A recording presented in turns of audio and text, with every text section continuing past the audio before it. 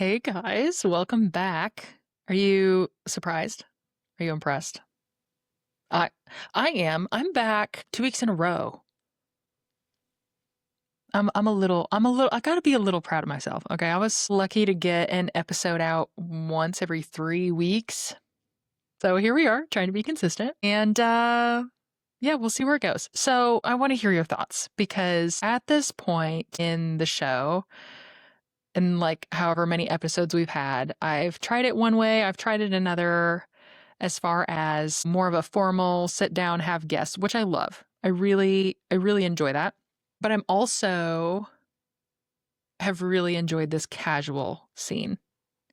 So I'm trying to find a groove with the show. And I talked to someone very near and dear to me about this. And I just don't feel very confident in it yet. I think it will take a lot of time, but it's like, I don't know where I want this to go. I don't know what I want it to be like. And that's been a struggle lately. And they told me and said, like, hey, you know what? The best thing you can do is just keep posting and being consistent and putting something out there, and it will fall into place. So that just confirmed the conviction I had about just being a lot more consistent with this. And I'm going to listen to that. I'm going to try for it. I don't know. Like, I just appreciate you guys for sticking through it because this is different than how the show started. And I'm curious to hear your take on it. Like, which ones do you like more? Did you like the structured better? Do you like the casual better? Like this last episode and this one? What's your thoughts? I really am curious. So let me hear your thoughts. Like, put it in the comments. If you want to message me privately, that's fine. But I want you to know I love your comments. I do. I really do. I like hearing from you guys. To me, that sparks some happiness in my day that you guys care enough and take the time to do that. So appreciate you guys for doing that. I do want to start with a quote that I heard, and who knows, maybe that could be a new thing, like starting the episode with a quote of the day or whatever. I'm just trying to find something that is predictable and consistent in the show. I think we all like that. I think we like the comfort of knowing what's next and having the inside scoop. It feels nice to belong to something. So I want this to be a place for you to feel that. So yeah, here's a quote I really liked today, so I thought I would share it with you guys. I don't know who this is by. I'm not taking credit for this. If you are an ocean, be an ocean. Don't be a pond just because people can't swim. Sis. You know, just for funsies, I'll give you a funny one. It's not really funny. It's kind of sad, but it is a little funny. It has a picture of Mount Everest on there, and it says, so sad, but every dead body on Mount Everest was once a highly motivated person. So maybe calm down.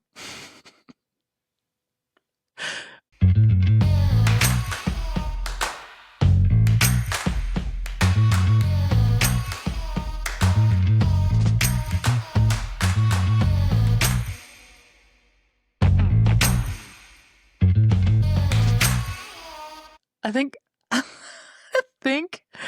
I don't know. I go back and forth with that because, like, I do think I am a highly motivated person as far as I want to get a lot of stuff done.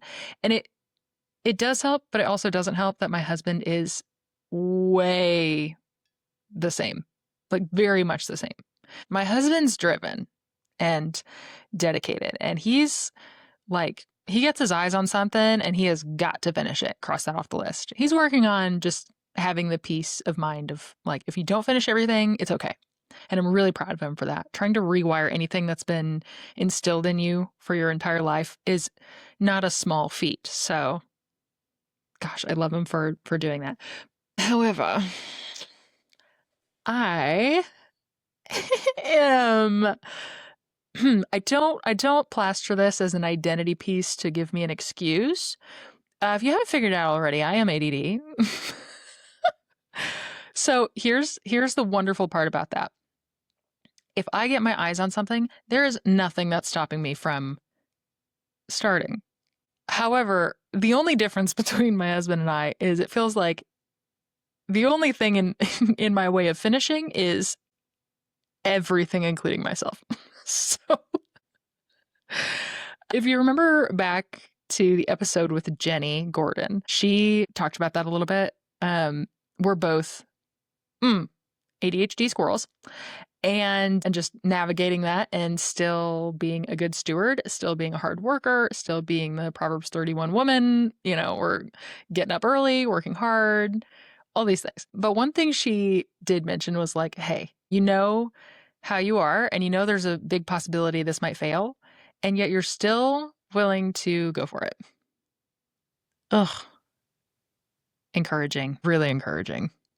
Because I don't know, that can be it really stinks for me because it's not like, oh, I just don't, like it doesn't interest me anymore. And that is like a level of that. But in the grand scheme of things, it feels like my feet are encased in concrete and every part of me is completely against moving forward.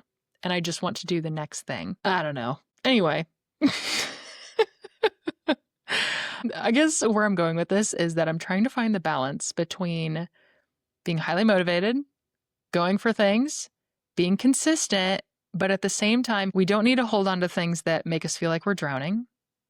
I heard a gal today say, like, if it's a rush, it's a no. So anything that makes you feel miserable or like your heart rate is racing, okay, don't have to feel obligated to do those things. If it's really unhealthy for you, don't do those things. Another thing is just because it's a good thing doesn't mean it's a good thing forever. There's a season for everything. And the balance is, how do we steward things well that we know we should be doing? How do we say no to the things that we want to do that feel right but aren't? And how do we also keep an open mind to trying new things in the future or even now, right? The ability to just leap and have faith in doing that, because there are some things that we really should be doing and they don't make any sense. So we've got some things that make sense that we shouldn't do and other things that don't make sense that we should do. And it's hard to find the balance in that. It's hard to know where to go with that. Is that the right decision? Is that what I'm supposed to do? If it's something I want to do, and there's some things in between, like it's kind of a neutral thing. It wouldn't be a bad thing if you did it. Wouldn't be a good thing if you did either. Like, it's just kind of in between. It's not like everything I do in every part of my life, God is up there going, if you pick romaine lettuce over iceberg lettuce, I will be upset at you. Like, there's just things that you can choose and you have the free will to do so, and there's no harm in that. I guess what I could tell you is that no matter where you're at, that the Lord will guide your steps. That sometimes there's things you can totally do that have no negative or overly positive impact on your life. Maybe it's not something God's called you to do, but it's also not something He's telling you not to do. There is nothing wrong with pursuing some of those things. Like this podcast, I don't know. Like it just kind of felt like God saying, hey, you had a desire in your heart to speak to people, to reach people. And this is going to be a way that you can reach more people than you ever will doing public speaking on stages. Now, I've done that before too, in a light manner. I've only done a few public speaking events. And although I would love to speak in person, because that's much different than on camera, like this just feels like coffee shop talk. I'm in your living room. Not to be creepy, but I'm there. I'm in your car with you. I'm sitting on the edge of the tub while you're putting your makeup on. I'm sitting on the other end of your office while you are doing some mindless admin tasks. I'm in your kitchen while you're cooking. I'm the friend sitting across from you at the dining room table or on the other couch. Maybe the sister sitting on the bed next to you. Right. So I don't know. I like this type of speaking. It's very casual. I do love formal public speaking. I have a lot of fun with it. Does it make me a little nervous in the beginning? Yes. But I just feel like the benefits outweigh the risks. And I think it's a wonderful thing. I know that's not everybody's thing, but I love it. And so what's really cool is I felt like God was saying, hey, this one's neutral. You don't have to. If you do, and this is implied, like keeping God in the center of this, you will reach a lot of people. And if you don't, that's okay too. you'll have other ways of ministering. And I do. I have other categories of ministry, whether it's just with friends and family that need the Lord. It's something I'm trying to work on. It's not something I'm the best at, but just talking about it more, being more open about it, being more direct with it.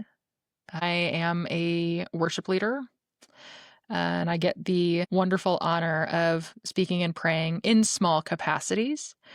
Do I wish I could do full segments or sermons? Absolutely. I love doing that. Again, I haven't been able to do that a lot, but I love doing that. But maybe that's just something we'll talk about today, because if I'm being completely honest, the original plan was to talk more in Genesis, like we did last time. And the fact that apparently Noah was 500 years old when he became a dad, and then he built the ark.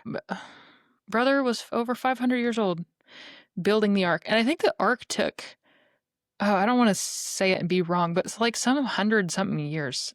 I could totally be wrong. Hang on. I don't see it. I'm gonna Google it. I know this is probably not the right thing to do, but I'm gonna Google it. I don't see it in my Bible, and I don't want to take forever. How long did it take to build the ark? Fancy. Oh, okay. Between 50 and 100 years, while popular beliefs often cites 120 years, but many scholars suggest it's between 50 and 75. Okay, so yeah, roughly, I was kind of imagining 120, but that's interesting. So 500 years old, took them roughly 100 plus minus years to build the ark. I have a theory that maybe Shem, Ham, and Japheth, which are Noah's sons, are triplets. Totally not like anything factual here, just a thought, because when you look back through, this is in Genesis 5, by the way. It talks about Adam's descendants, and it would say like Adam was 130 years old. He became a father to a son in his own likeness and his own image. His name was Seth. After Adam became the father of Seth, he lived 800 years and had other sons and daughters. Adam lived a total of 930 years, and then he died. Okay, so it lists like that the whole way down. So Adam, Seth, Enosh, Kenan, Methuselah, Enoch, Lamech. I got some of those out of order, but then it came down to Noah, and it said he was 500 years old, and he became the father of Shem, Ham, and Japheth. So they could not be triplets, but I like to think like that's an interesting point. You name the first son, and then none of the others that you just had many more. But then this one, he said he became the father of the three when he was 500 years old. So I know we lived longer, but I'm pretty sure our gestation period might be the same. Maybe not. Who knows? Maybe we pumped them out like rabbits back then, but... Anyway, I like the thought of going to this impromptu, off-the-cuff conversation about timing and saying yes or no to things. I guess I'll start by just saying that God's timing is impeccable. He's never late. He's never early. He's exactly on time. So if you're waiting from a move from God and it just seems like things are taking too long or moving too fast, normally it's taking too long. Like that's normally our complaint. But sometimes things really move at a quick pace and we get nervous that maybe something's wrong. Maybe we shouldn't be doing this. Doors are opening too quickly. Well, there's a chance that could be God as well. So either or, we have to remember that God is perfect, which means his timing is also perfect. I'd like to encourage you and tell you that if something does seem like it's taking too long, or it's going really, really fast all at once, and you're having a lot of anxiousness over it, one, I just pray peace over you, first and foremost. And two, I want to tell you that in order to have peace for yourself, you have to give that to the Lord. It's extremely hard to receive something from someone when you're gripping onto something else so tightly. So if you have your hands in a fist and balled up, you can't receive what God wants to give you. However, if you let go and you open your hands, that's when you can receive any of those things, blessings, peace, whatever. While we're on the topic of just letting things go, I'll give you a little insight as to what's been going on within the family lately. So we've had something rather scary happen It's my husband's uncle, but just for the sake of the ease to it, I'm just going to refer to them as the connection to my husband, which are also the same connection to me, but it'll just be easier that way. So my uncle had cancer and went through chemo. And from that point, and with my understanding, this was prior to me coming into the picture, not too long before I came in the picture. It was pretty recent. He was told that extreme heat is like a no-no. Well, him and his wife, our aunt, went down to Costa Rica for a vacation. And he was out on a fishing vessel when it got unexpectedly hot. I believe it reached 109.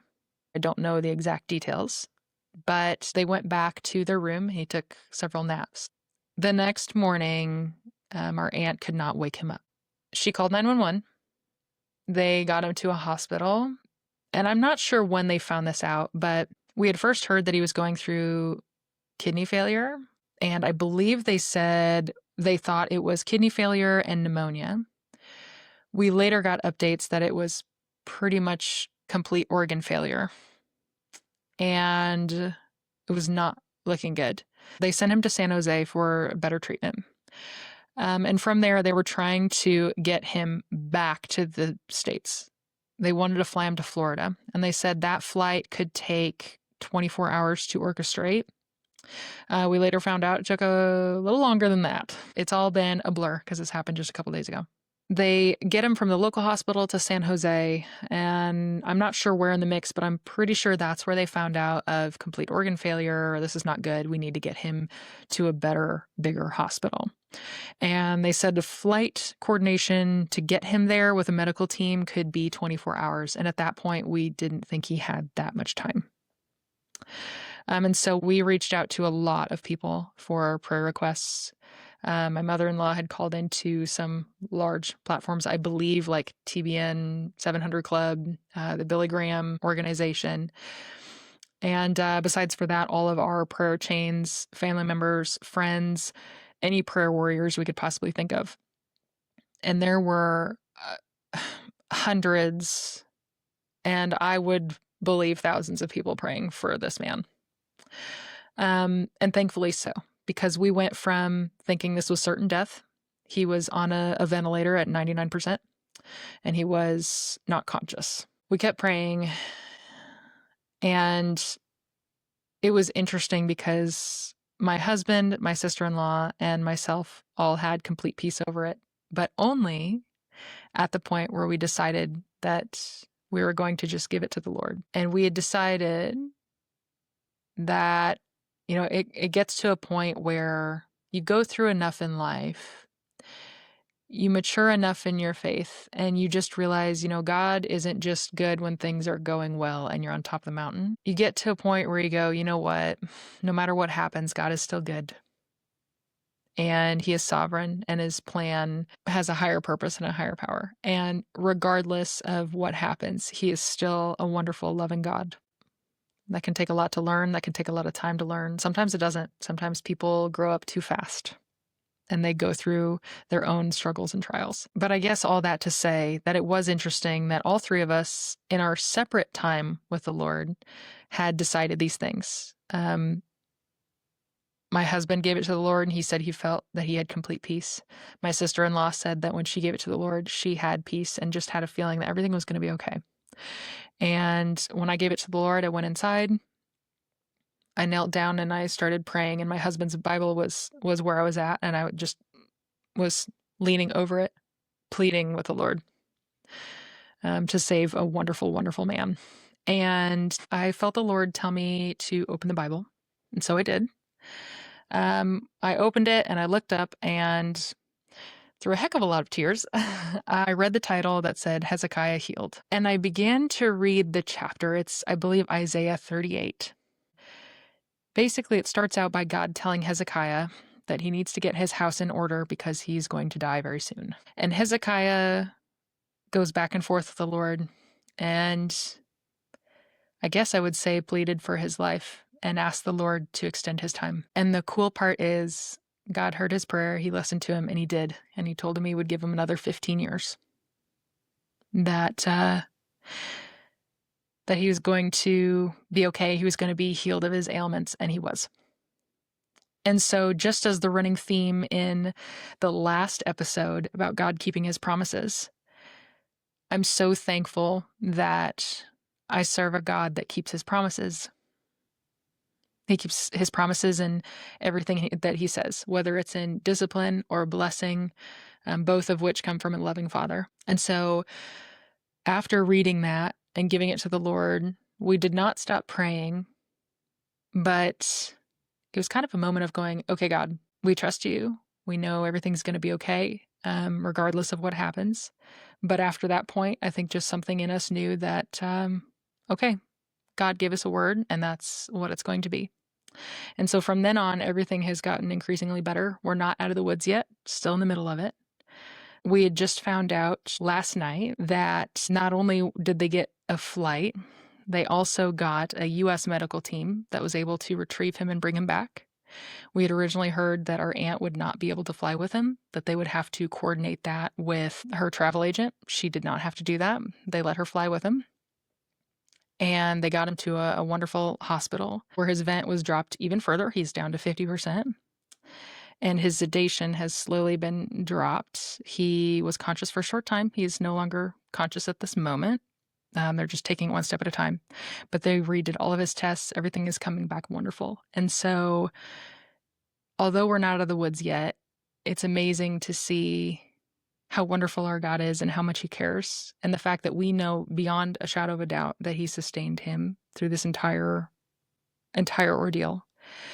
And I just pray that anyone who hears his story can hear that and go, there's no way he could have made it through without God. Like, that had to have been God. That had to have been a miracle. And it was. We went from hearing that he was 99% on a ventilator and within 2 days is at 50%, just completely unheard of. And that his organs were sustained. They are coming back. They are coming back online and they're healthy and he is getting better. And so as you're listening to this, I hope that by the time that this goes live, which is, this is Saturday, so this is going to go live on Friday. I hope by this time that he's made even more of a miraculous recovery. I know he can, because God's pulled him out of much worse by this point. But even at this point, I would just ask you to pray for him and his family and our family, and that this be a way for God to reach his family, and for those who are not saved, become saved, those who are, develop a stronger relationship with the Lord. And I just pray that this be our uncle's testimony to everyone around him. He is such a wonderful, wonderful person with a huge heart for people. And I can't wait to see how God uses him in 15 years or more. That is the wonderful part about letting go and letting God. And as I mentioned earlier about just listening to the Lord and wherever he's going to take you, whether it's a positive path, a negative path, a neutral path, the Lord still cares. He still cares about where you're at, right? Like this podcast, neutral, but he's blessed me tremendously with it and for it. And our uncle was on a, not by something that he wanted to cause, but a negative area, and God spared him from that. But we can also switch to the fact that sometimes we're in positive areas and we're in positive seasons of life where we're doing something that we felt like we were called to do, but that time is coming to an end and the sun is setting on that season. And I just want to encourage you that just because God gave that to you at one point, I want to tell you it's okay to let go when it's time. And you'll know when it's time. Sometimes we don't right away, but we realize how much we're grieving letting go, how much we're battling with the idea going back and forth, how scary it is to leave security. But I guess in the grand scheme of things, you will never succeed more than trusting in the Lord and his plan for your life, because he sees things beyond anything you could imagine. He lays out things and has a purpose and a plan for everything. And even though it doesn't make sense, I will say most of the time, not even sometimes, but most of the time, it doesn't make sense. But just because it doesn't make sense, just because you don't understand it, doesn't mean it's wrong. If you feel like God is opening an opportunity for you to have the setting of a season, it doesn't mean that that thing was wrong. It doesn't mean that you failed. It doesn't mean that that was never a good thing. It just means that it's time to move on to the next chapter. But again, when we grip onto things too tightly, even good things can become bad things because we don't let go and let God. So I just encourage you this week that if you are struggling with that, we got to make sure that the things in our hands are not our idols.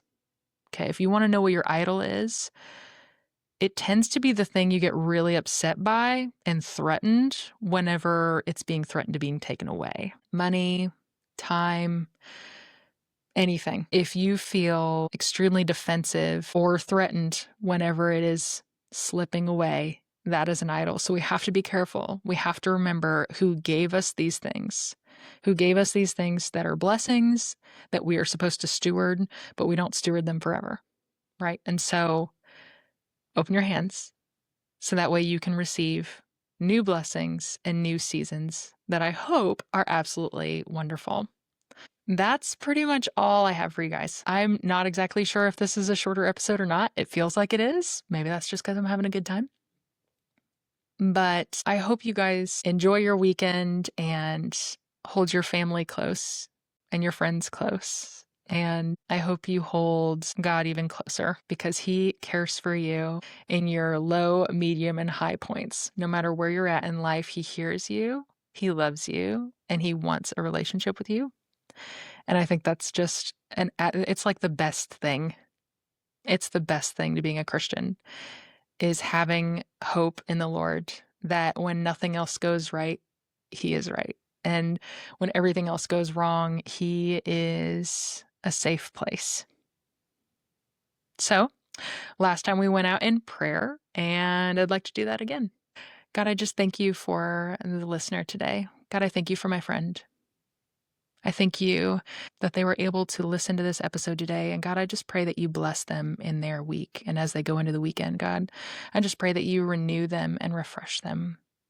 Give them peace, Jesus. God, I pray for a desire to want to know you and love you more. God, I pray that anything that is plaguing them this week or has been plaguing them for weeks, months, years, God, I just pray for a revival in their life, that they are able to break free from that. God, I pray that you give them peace to go in the right direction, wherever that may be. God, if they're supposed to let go of something and they're not sure, God, I just pray that you show up and show them, give them a sign of what is your will. God, I just pray that you let your will become very apparent in their life. Jesus, we love you. We thank you. God, I thank you for the ability to reach my friend today. God, I pray that you continue to speak into their life. Let them know that they are loved and cherished and wonderfully, wonderfully made by you. In your name, amen. Thank you guys so much again for tuning in. I'm so glad we got to have this talk. And hey, it's Friday. It's almost the weekend. So have a fantastic weekend. Have a great week next week. And if all things work out, because we're gonna be a consistent girl now, I'll talk to you next week. If you guys enjoyed this episode, please like, subscribe, send it to somebody that you love and care about and who you know would really enjoy this episode. And I will work on making you another one for the following week. I'll see you guys next time.